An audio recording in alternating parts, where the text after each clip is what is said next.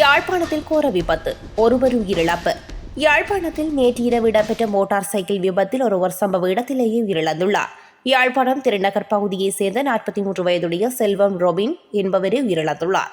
யாழ்ப்பாணம் கண்டி நெடுஞ்சாலையில் சாவகச்சேரி போலீஸ் நிலையத்தை அண்மித்த பகுதியில் மோட்டார் சைக்கிளும் கனரக வாகனமும் நேருக்கு நேர் மோதி ஏற்பட்ட குறித்த விபத்தில் மோட்டார் சைக்கிளில் பயணித்தவர் சம்பவ இடத்திலேயே உயிரிழந்துள்ளார்.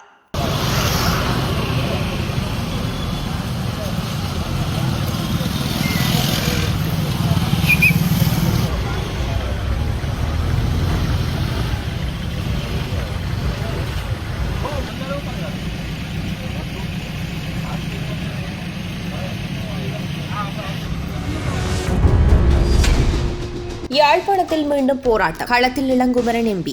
யாழ்ப்பாணம் மயிலிட்டி ராணுவ முகாமின் முன்பாக உயர் பாதுகாப்பு வலயத்தில் உள்ள தமது பாரம்பரிய காணிகளை விடுவிக்குமாறு கோரி மக்கள் இன்று அமைதியான போராட்டத்தில் ஈடுபட்டுள்ளனர். இந்த நிலையில் யாழ் மாவட்ட பாராளுமன்ற உறுப்பினர் இளங்குமரன் போராட்டம் நடைபெற்ற இடத்திற்கு சென்று மக்களுடன் நேரடியாக கலந்துரையாடியுள்ளார். இந்த காணி 200 பேர் காணி ஒரு ஹோட்டலுக்காக வச்சிருக்கணும். 200 பேருங்க எல்லாரும் திக்கா இருக்கணும். மற்றது இதே ஒரு விஷயம், நீங்கள் அனுமரா தோழர் சொன்னவர் வாசூர்ல இருந்து கடைசி கொக்கில் வரைக்கும் எல்லா கூட்டத்தையும் நாங்கள் வந்திருக்கிறோம். எல்லாம் சொன்ன ஒரே ஒரு வசனம், மக்கள் இந்த காணி மக்களுக்கு தான். இப்பயும் உறுதியா இருக்கிறோம். சில தகவல்கள் நாங்கள் நடவடிக்கை எடுத்து கொண்டிருக்கிறோம். எப்படி இப்போ ஏர்போர்ட்டுக்கு சொந்தமான காணி 500 ஏக்கர் தான் கிடக்குது. சரியோ, அப்போ எங்களுக்கு ஏர்போர்ட்டுக்கு நாங்கள் சொல்லியிருக்கிறோம். இப்போ கொழும்பு ஏர்போர்ட் வந்து 3000 ஏக்கர்.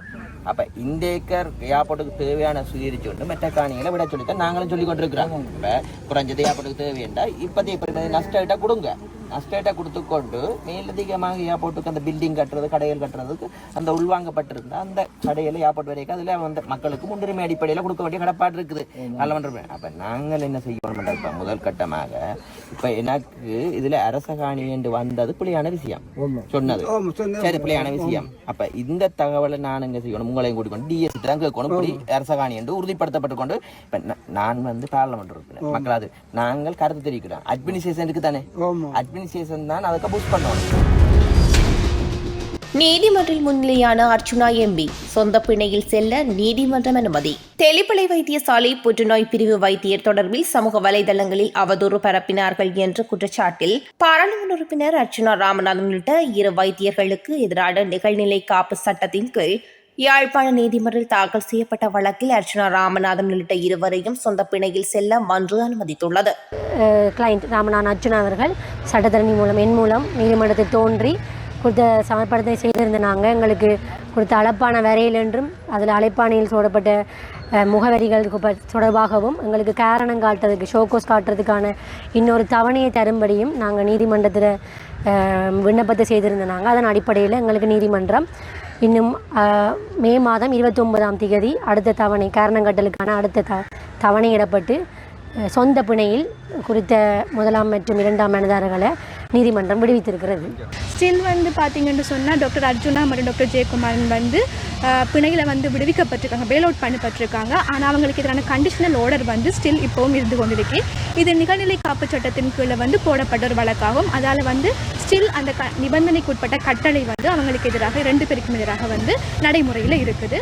ஒரு மாவட்டத்தில் இல்லை ஒரு மாகாணத்தில் இருக்கிற மொத்த ஆசிரியர்கள் எடுத்து அதில் ஏற்கனவே டிரான்ஸ்ஃபர் போனாக்கள் இனிமேல் டிரான்ஸ்ஃபர் போயில்லாமல் பிள்ளையோடு இருக்கிறார்கள், வயசு போனாக்களை எக்ஸாம் பண்ணி போட்டு மிச்சம் இருக்கிறார்கள்ன்ற ஃபர்ஸ்ட் டேட் அப்பாயின்மெண்ட்டில் டிரான்ஸ்ஃபரை கொடுக்க தெரியாத வடக்கு மாகாண ஆளுநர், வடக்கு மாகாண பிடி, சட்டி, இந்த எல்லா ஆணிகளுக்கும் என்னால் சொல்லக்கூடிய ஒரே ஒரு பதில், அநியாயமாக ஆசிரியர்களுடைய என்றால் ஒரு ஆசிரியர்களுடைய ஒரு பீஸ் மென்டல் பீஸை குழப்பினோம்னு சொன்னால் எத்தனையோ மாணவர்களை அது பாதிக்கும். ஆகவே இதில் நான் நினைக்கிறேன் இவர்கள் தேவையில்லாத விடயங்கள் பல விடயங்களை செய்து கொண்டிருக்கிறார்கள். அரசியல் போய்கொண்டு கொடுக்கல.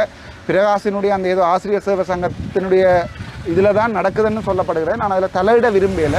நெடுந்தீவு மக்களின் அடிப்படை தேவைகளை வலியுறுத்திய கவனஈர்ப்பு போராட்டம் இன்று காலை முன்னெடுக்கப்பட்டுள்ளது. நெடுந்தீவில் நீண்ட காலமாக தீர்க்கப்படாத பிரச்சினைகளில் சிக்கி நாளாந்தம் மக்கள் அவதிப்படும் சூழல் உருவாகியுள்ளது. எமது பிரச்சினைகளை அரசாங்கம் கவனத்தில் கொள்ள வேண்டும் என்று தெரிவித்தே குறித்த போராட்டம் முன்னெடுக்கப்பட்டுள்ளது.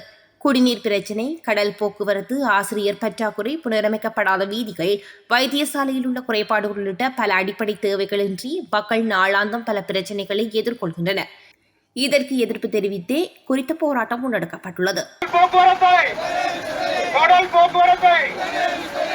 பயணிகள் பயணத்தை முடக்காதே முடக்காதே முடக்காதே முடக்காதே முடக்காதே முடக்காதே முடக்காதே முடக்காதே. ரணில் விக்ரமசிங்க வீட்டுக்கு சென்ற சிஐடி தீவிர விசாரணை. குற்றப்புலனாய்வு திணைக்களத்தின் நடவடிக்கைக்கு ஐக்கிய தேசிய கட்சி கடும் கண்டனத்தை வெளியிட்டுள்ளது. முன்னாள் ஜனாதிபதி ரணில் விக்ரமசிங்கே இருதய சத்திர சிகிச்சையொன்றை மேற்கொண்டிருக்கும் இந்த சந்தர்ப்பத்தில் அவரது வீட்டுக்கு சென்று அவரது துணைவியார் மைத்ரி விக்ரமசிங்கவிடம் வாக்குமூலம் பெற்றுக் கொள்ளப்பட்ட நடவடிக்கை வன்மையாக கண்டிக்கப்பட வேண்டியது என தெரிவிக்கப்பட்டுள்ளது.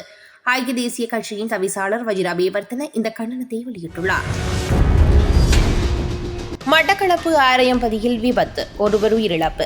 இன்று பிற்பகல் சைக்கிளும் கனரக வாகனமும் மோதி இடம்பெற்ற விபத்தில் மட்டக்களப்பு ஆரையம்பதி செல்வா நகர் கிழக்கு பகுதியைச் சேர்ந்த 40 வயதுடைய செல்லன் சின்னக்குட்டி என்பவர் உயிரிழந்துள்ளார். விபத்து தொடர்பான மேலதிக விசாரணைகளை காத்தான்குடி போக்குவரத்து போலீசார் மேற்கொண்டு வருகின்றனர். யாழ்ப்பாணத்தில் அபிவிருத்தி திட்டங்களை ஆரம்பித்து வைத்த அனுர அமைச்சர், எம்மிடம் இனவாதம் கிடையாது, தேசிய மக்கள் சக்தி என்பது இலங்கை மக்களுக்கான கட்சியாகும். இவ்வாறு அமைச்சர் தோழர் பிமல் ரத்நாயக்க தெரிவித்துள்ளார். போக்குவரத்து நெடுஞ்சாலைகள் மற்றும் நகர அபிவிருத்தி அமைச்சின் ஊடாக 984.73 மில்லியன் ரூபாய் மதிப்பில் குறைகட்டுவான் இறங்குதுறை புனரமைப்பின் 2வது கட்ட பணிகள் நேற்று ஆரம்பித்து வைத்து உரையாற்றும் போதே அமைச்சர் இவ்வாறு தெரிவித்துள்ளார். ஆனால் எங்களுடைய அரசாங்கத்தில் அவ்வாறு களவெடுக்கின்ற எந்த ஒரு அமைச்சர்களும் இல்லை.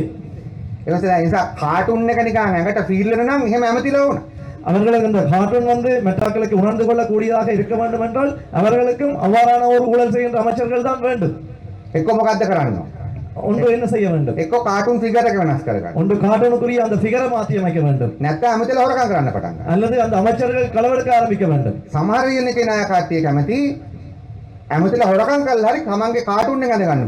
சில வழக்கறிஞர்களுக்கு விருப்பம் அமைச்சர்கள் களவெடுத்தாவது தமது அந்த கார்ட்டூனை முன்னிலைப்படுத்துவதற்கு. අපි පිළිගන්න ඕන අපේ රටේ මිනිස්සු දේශපාලන වශයෙන් අලුත් රටක් හදලා ඉවරයි. அந்த வகையில் நாம் இங்கு குறிப்பிட்டுக் கொள்ள வேண்டியதுதான், நமது நாட்டு மக்கள் தங்களுடைய அரசியல் என்ற விதத்தில் இந்த நாட்டினை புனரமைத்திருக்கிறார்கள், மாற்றியமைத்திருக்கிறார்கள். ඒගොල්ලෝ ට්‍රූලි වෙනස් වෙලා ඉවරයි.